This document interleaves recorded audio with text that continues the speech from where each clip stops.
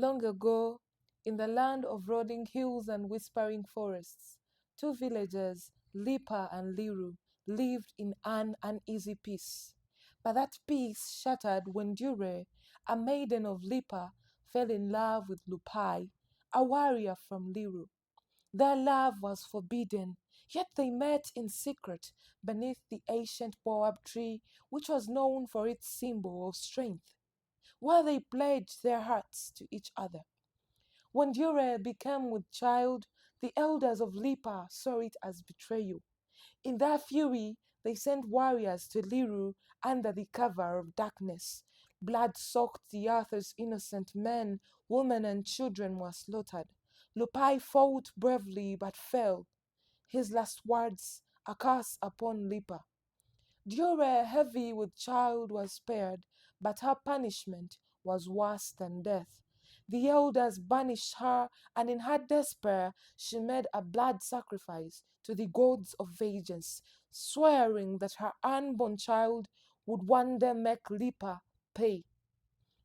On a stormy night, Dure returned to Lipa, not to beg for mercy, but to leave her newborn daughter Abau on the steps of the village shrine before vanishing into the darkness. The villagers, believing the child to be a gift from the gods, took her in. Abau grew into a stunningly beautiful girl, her golden chocolate skin glowing under the sun, her eyes deep like the river at midnight. She was kind, hardworking, and beloved by all, but every night, in her dreams, her mother's spirit visited her, whispering, "Remember, Dure, remember the blood they must pay." Abau did not understand the hatred burning inside her until she turned 16. On that fateful night, her mother's spirit appeared before her in a vision, revealing the truth. She was the daughter of Dure's last warrior, and Lipa had slaughtered her people. "They took everything from us," Dure's ghost hissed. "Now you must take everything from them." From that night on, Abau's heart turned to stone. She smiled at the villagers, but inside she plotted. Abau knew the men of Lipa were weak, greedy, lustful, and proud. She used her beauty like a weapon.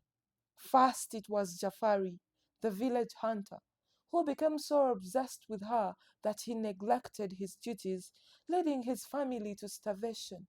Then Konyi, the blacksmith, who wasted his fortune trying to win her love, only to be left broken. But the only people she showed kindness to were the strangers, travelers, outcasts, and wanderers, who had no part in Lipa's sins. To them, she was gentle, offering food and shelter. Her ultimate target was Chief Malik, the most powerful man in Lipa, strong, arrogant, and untouchable.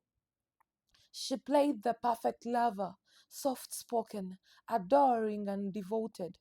Malik, who had never loved before, fell deeply under her spell. He promised her riches, power, even his heart. On that traditional wedding night, as the village celebrated, Abau led Malik to their chamber. As he leaned in to kiss her, she whispered, "Do you know who I am?" Before he could answer, she plunged a dagger into his heart.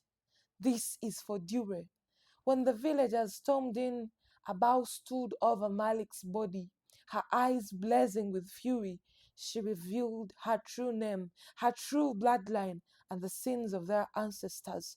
"You slaughtered my people for love. Now you will suffer for it." The village descended into chaos. Some screamed in terror, others lunged at her. But Abau, like a shadow, disappeared into the night. Years later, travelers spoke of a beautiful wraith wandering near the ruins of Liru. Some said she was still waiting, still watching, ensuring no one forgot the price of greed and hatred.